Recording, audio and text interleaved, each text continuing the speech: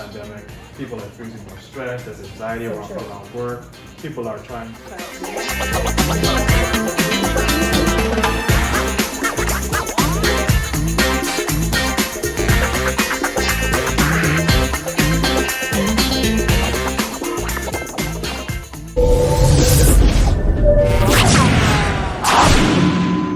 Welcome to the Midday Mental Health and Wellness Check-In. I'm your host, Yolanda Pawar, the Chief Communications Officer at the One Luther Foundation and the Center for Training and Innovation.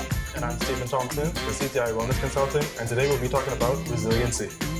So we have a video queued up for you guys that demonstrates a lot of what we have to share with you today. So don't move. On the other side of the video, we're going to talk a little more about mental resiliency and how you can survive the storm. But my biggest accomplishment is being willing to give myself 1,000 second chances. And every time I got to 999, I pressed reset. Yeah. I didn't ask permission, I gave notice. Yeah. At some point, I have to stop asking, can I be great? Can I be brilliant? Can I be okay and still be accepted? I just stopped asking permission and just gave notice unapologetically, and not in a braggadocious way, not in a way that shrunk anyone else, in a way that said, I only got one life, and I'm gonna ride this one till the wheels fall off. And then all the other stuff came. Wow. As a result of a decision I made. Right, but it was a decision. It was a decision, but it didn't come from, a motivational experience. It didn't come from an inspiring teacher. It came from hitting rock bottom. I struggled all through school. The last time I took English class, I got a fail. And my English teacher said I was the weakest writer she ever met in her entire life. The last time I took a speech class, same year, I got a D- in speech, and my speech teacher said, Lisa, quote unquote, I recommend you never speak in public, that you get a desk job. So that was the beginning of my life. That was my 19-year-old experience. And when my son was 8 months old, I went to the ATM to get $20 out the bank because I didn't have any Pampers for him. And in order to get $20 out, you got to add $20 in. I had $11.42. And I still can't tell the story without getting emotional because it's my story. Mm-hmm. For 2 days, I had to wrap my son in a towel. But something happened, Steve, in those 2 days. I was at rock bottom. I was broke and I was broken. Inglewood, California.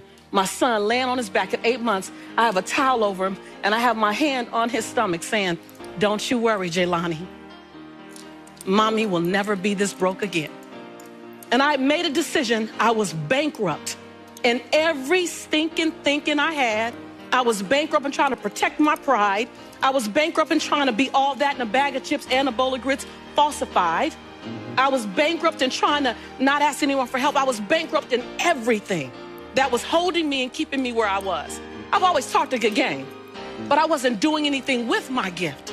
And all that thing about potential, I was tired of having potential. I wanted to have my now. And I looked at that baby at 8 months and I said, I want to transform your life because you didn't ask to come into this chaos. Come on. As an African-American male child in South Central Los Angeles with a single mother whose father's in prison, he had a 66% chance of going to prison himself. Not on my watch. Not on my watch. So if I have to be willing to drastically transform myself so that I can become the woman that I know I can be. Right. And that's what I began to do. I was radical. I realized I couldn't grow with people who were struggling like me. That whole, I don't want to leave nobody behind. No, I don't want to stay with y'all. Right. You don't even want to be here. Yeah. Like, I don't want to be the queen of this block. Yeah. And I became okay with the fact that it doesn't make me any less committed to my community, committed to my culture, committed to my family. The best thing I can do for you is not stay here with you. That's right. When I got that, I went to places I'd never seen before. I went to the same conference 42 times. And there I raised $532,000 in capital for my company to start my dream. And my dream was to transform teen lives. I want to teach teens how to fall madly in love with themselves and how to make integrity-based decisions. And I got it funded and I started working. And that was the beginning of me rescuing myself. I realized that I am my rescue. No one else is my rescue. I am my rescue. And we're back discussing surviving the storm, mental resiliency in challenging times. And what a powerful video that was, Stephen.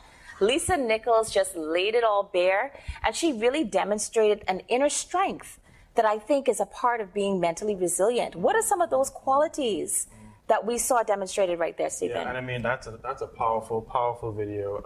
And Lisa, what she really did and what she evidenced and what she showed was her ability to be, have a sense of autonomy, right? So that kind of go-getter, that kind of I can do this, I can get it done.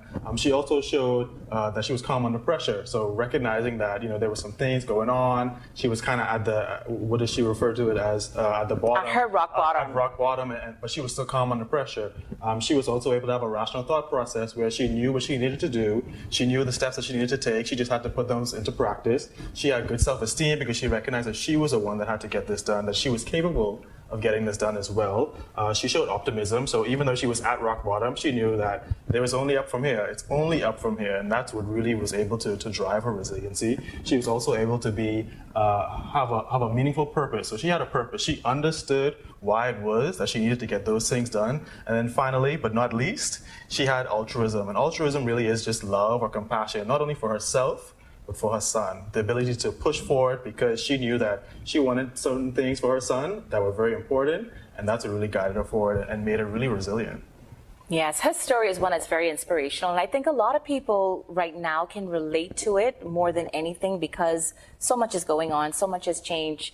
There are people that have been furloughed right now. There are people that are working less hours or may even be unemployed, and they can relate to that story of not being able to provide for their families or provide for themselves.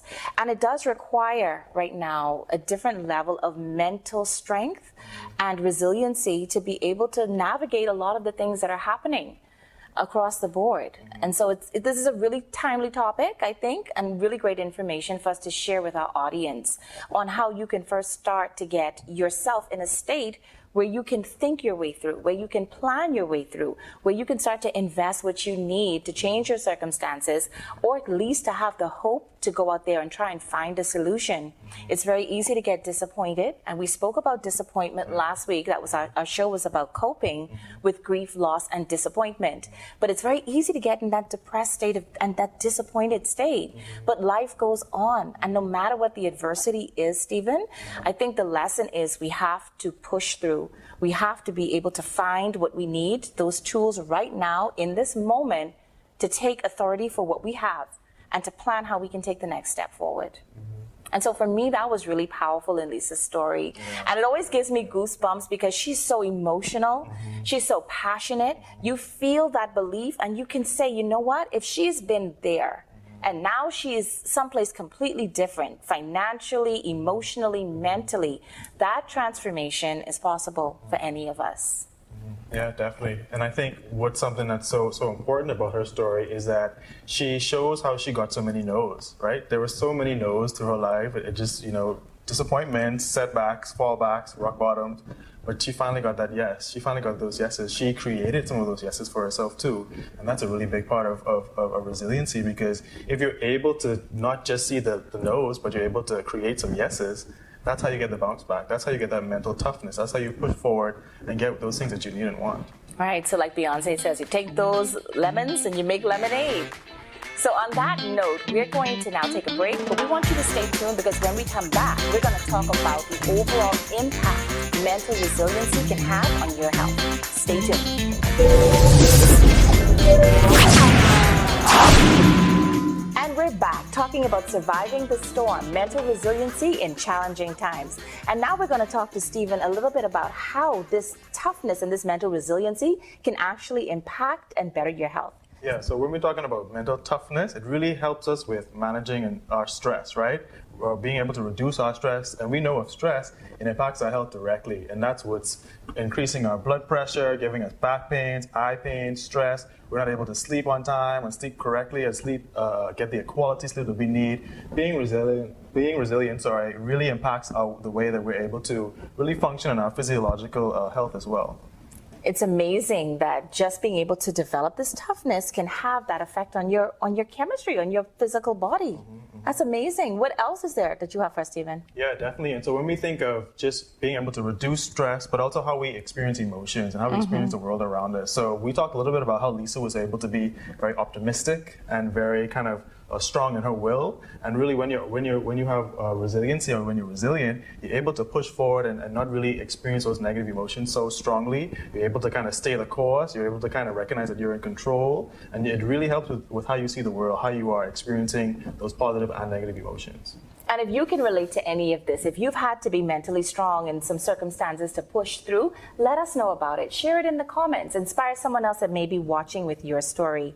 And Stephen, we talked about how all of this still is mental health. Before you even talk about your physical health, this mental strength and this tenacity really is building your mental health. You want to tell us a little bit about that? Yeah, definitely. I mean, it really goes back to being able to cope, right? And deal with challenging times, surviving the storm. Essentially, it really speaks to having that mental toughness, that ability to not be wavered, pushed around by disappointments, like we talked a little bit about in our last episode. But it really speaks to how we're able to manage ourselves, regulate our own emotions, develop emotional intelligence. It really speaks to what we can do and how we can really build resiliency in that way. Right. So someone that may be watching may say, hey, I'm no Lisa Nichols, you know, she was able to do it, but how do I know that I can develop this mental toughness? Like, what are the first steps you can take in developing this skill set to help you to move forward through challenges? Right. Well, the first thing, what's really important is that, yes, Lisa may have this amazing story, but that doesn't mean that you can't have stories similar to that, right? So being aware that it is possible. You know, once you put your mind to it, once you feel self-directed, once you feel motivated, once you identify what your motivation is to push through and survive that storm, that's really what it's going to be. So we talk a lot about awareness and self-awareness and being intentional, but really it is, you know, being motivated by things like love or things like whatever motivates you to push forward, and that's what's really going to get you that success story, right? And really understanding that, you know, sometimes it may be a bunch of no's, but you're going to get that yes eventually. Right. And for Lisa, her inspiration was being at what she describes as her rock bottom. So everybody's rock bottom is at a different place, but getting to that space in life when you know that you're just not willing to accept it anymore. You're not willing to take whatever life gives you. You want to take life by the horns. You want to be able to build yourself, and you realize that no one's coming to rescue you. Right. If you don't develop this mental tenacity, this mental strength to be able to push through, to be aware, to identify where you want to go and how you're going to get there, no one will be able to help you to do this. So I'm excited that we're sharing this information, Stephen, and giving people the hope that they have what it takes to be mentally strong and to be able to survive and thrive. So stay with us. When we come back, Stephen is going to share even more information with you on how you can be mentally tough in challenging times. Don't go anywhere. And we're continuing the conversation around surviving the storm, mental resiliency in challenging times. And I am pretty sure that you guys can relate. Pandemic and COVID-19 fatigue has had a grip on all of us. I think everybody, Stephen, is almost like at their wits' end, trying to build their own mental strength. So let's give them some information on how we all can kind of progress to the point that we feel comfortable. Yeah, definitely. And what's really important is to kind of allow yourself to feel, right? We don't want to ignore these emotions because, like you said, we are burnt out. We're experiencing the pandemic in different ways. So the worst thing you could do is ignore it, right? Ignore that you feel sad or disappointed or that you're experiencing grief or whatever have you. But just allow yourself to feel those emotions. That's really one of the key things that you want to begin to do. Be aware of how you feel. Right. So it all starts up here first, right? It all starts in the mind. So we have to take responsibility and we have to be accountable for how we feel. We always talk about self-awareness, but developing that mental strength also means that you are not going to waver, that you're going to stick with the plan, that you're going to have faith in it. But most importantly, you have faith in yourself to be able to carry you through and do the things that are necessary, to take the steps that are necessary to help you to be the person that you need to be to survive the storm and go to the next level. So Stephen, give us and our audience some more of what they can do to get to that place. Yeah, definitely. So we're talking a lot about ourselves, right, and what we can do, but we also need to be able to identify our social support, those people around you, our loved ones, our trusted persons that we can go to for support, for motivation, or even, you know, even in Lisa's story, she had her son that was a source of love and motivation for her. So being really able to identify people around you that can help you. Right, but guess what? On the flip side of that comment, our second show in this series was dealing with toxic people. If you listen to Lisa's interview, she also identifies that there were some relationships that had to be put on hold for a minute or had to be severed. They may not all have been toxic, but they weren't beneficial to her at that moment when she was trying to build her mental strength, when she was trying to commit herself to these ideas and these new principles to put into play in her life. She also had to silence some voices around her and make sure that she protected her energy, she protected her mental space. So I think that's another great tip. Sometimes we look at what we need to add, but what about what we need to take away? Right, yeah, and definitely even, and that's a great tip, right? Because also when we think of the people around us, some of those can impact the way that we can definitely move forward and be resilient. And that goes into another tip that I have for our viewers, is to, really navigate finding a professional person to be that person that you can lean on, right? Whether that's a therapist, someone that's a faith leader, a counselor, someone that is, not necessarily involved in your day-to-day life, but can give you an objective viewpoint of what's going on, help you really solidify and write down those goals, figure out what you need to do next. Right, because Lisa said she changed her circle. So not only did she get information first about what she needed to do, after committing herself to the toughness and to the resiliency that I will not change my mind about this, I will not waver or go backwards. She changed her circle and she gave herself access to information. She gave herself access to the tools that she needed to build this life. So we do say from time to time, it's not going to be easy.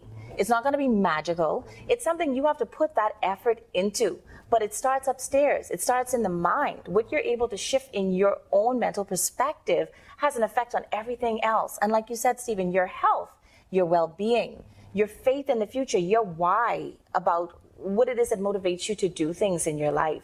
So it all still connects together.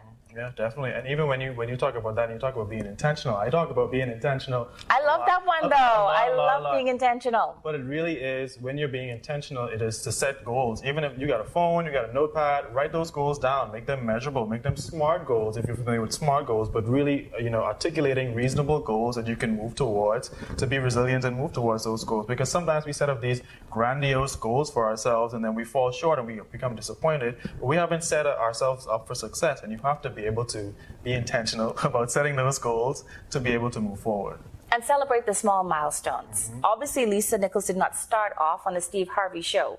We miss so much of the backstory when we see the glory. We miss the 10 years that was invested developing that mental tenacity, sticking to the plan, believing in yourself, pushing through the obstacles, because once you start this journey, it doesn't end. Like once you make the decision that I'm going to be mentally tough and I'm going to get this thing, that's the same mindset you have to have for every next obstacle that's coming down the pipeline at you. So we look at where someone has ended up, but we have to examine the story of what they went through to get where they are and also find hope and inspiration there, because if they could have done it, and they have the same, in most cases, physical, mental capacity that you do, the same opportunities through technology that you do to gain access to information, what makes the difference between where they are and where you're sitting right now? And you know what, Yolanda? That's an amazing point, because you know what the difference is? Our next tip is to take action. Sometimes we sit on our goals, we sit on what we write off about it, but we just never do anything. We write it there and save it. You don't take action, forever. right? You have these reasonable, these measurable goals, but you don't do anything. You expect someone else to come and save you and do it, or something else to come and save you, but you have to take action. That's the difference between, what Lisa was able to do and what we may not be able to do, is that she took action. She recognized what was going on, and she's decided to say, I'm going to do this because I need to do this, and I have to get this done. Right. So being kind to yourself too. The voice in your head can be your greatest setback. It could be your greatest obstacle to your own success. So can you silence that voice long enough? Silence the voice of judgment, past mistakes, whatever has happened before to hold you back. Can you quiet that voice long enough to allow yourself to speak positive things about your future and your hope and your opportunity and your potential? It's really difficult to put positive things in your mind and in your mouth. We tend to reflect or to play back what we've heard said, and for the most part, we live in a negative world. Most people are, and for obvious reasons, especially now, more on the pessimistic side than the optimistic side. And we kind of can understand that too, but you have a responsibility to make sure that you're taking care of your mental space and you're staying positive for you, and you understand that you have everything that it takes to succeed. Yeah, definitely. And what we really want to do is we want to encourage and continue to encourage you to take some of the tips that we've talked about today and really put them into action. Write down your goals, set a time frame, set some SMART goals, and then move forward. And dive in. There's no time like the present to commit to yourself to be mentally strong and to go after those dreams and those goals and give yourself everything you need. So go on, dive in. That's our challenge for you today. Thank you for watching another episode of the Midday Mental Health and Wellness Check-In. Be sure to like, share, comment, and subscribe to our social channels. We are excited. Our production is expanding, but you're going to have to stay tuned for details. So until next time, We'll see you soon.